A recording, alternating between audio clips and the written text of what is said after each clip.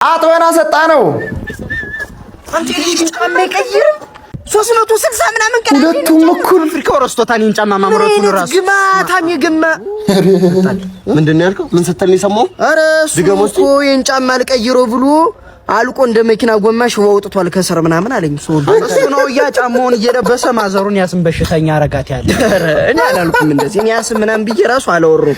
እሱ ነው ይሄን ጫማ በቃ አልቀይረው አለ። 4 ሶል ቀይሯል እስካሁን ብሎኛል። ደግሞ የላሜራ ነው መሰል ሲለኝ ነበር። አያልቅም ጫማውና መልኩ ይመሳሰላልም ብለኝ። ኧረ እኔ ጫማው ይመሳሰላል አይደለም የስረኛው ነው ያልኩ።